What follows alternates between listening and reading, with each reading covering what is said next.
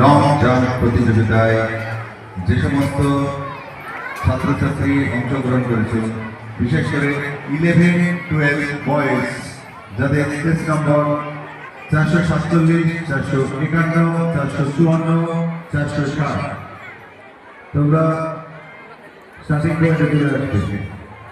Short put প্রতিযোগিতায় 11-12 boys, যাদের নাম ঘোষণা করছে বা যাদের টেস্ট নম্বর ঘোষণা করছে, তোমরা স্টার্টিং পয়েন্টে চলে যাও।